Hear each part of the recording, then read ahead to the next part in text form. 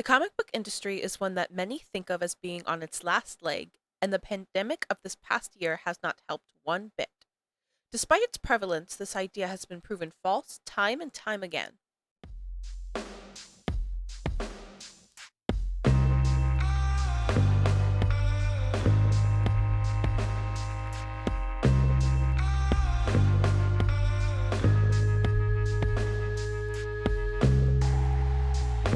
Well, the first 2 months of March and April of 2020, we were closed physically. Well, basically, when we first heard of the shutdown, we made preparations. We went over rules. We went over guidelines of how we were going to handle everything from point A from being shut to actually being semi-open when they allowed us to open back up. So when we were closed, we basically did a few days here and there of curbside. But we also innovated. We did more online sales. We did curbside pickup. When we were doing curbside stuff, it was very, very, very limited. I'm talking maybe a max of 2 days a week. That was it. Other than that, we were shut down. But Steve would do online work. I would do my thing, come down and check on everything, and Ben worked from home. But if somebody did messages on Facebook or emailed us or something like that, and if they wanted something specific from the store, we made the effort to come down here, see if we had it, and made a special like curbside visit, or we put it off to the side for them. Technically, yeah, we had nobody in the store for quite a while. I don't remember the exact weeks, probably 6 or 7 weeks where nobody could come in the store. You were walking this weird razor's edge during this pandemic, but obviously every store tried to do their best to accommodate their customers. I think that the quarantine, it shifted the balance of pretty much everything in media, and the comic book industry was not immune to it. Well, my last issue of New Mutants was issue 13, which I wrote sort of at the start of the pandemic, but it didn't come out. I think it came out like 5 or 6 months after it was supposed to come out because of everything going on. When the stores started, locking down, and there was that sort of thing from Diamond where they were going to shut down for however much time it was. I think Valiant was the first one to sort of send in a pencils down order.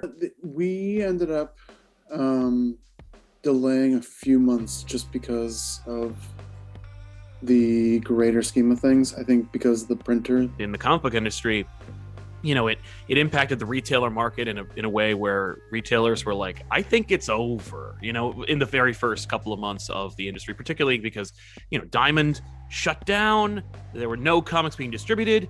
DC was in the middle of a heavy transition and change, managerially speaking.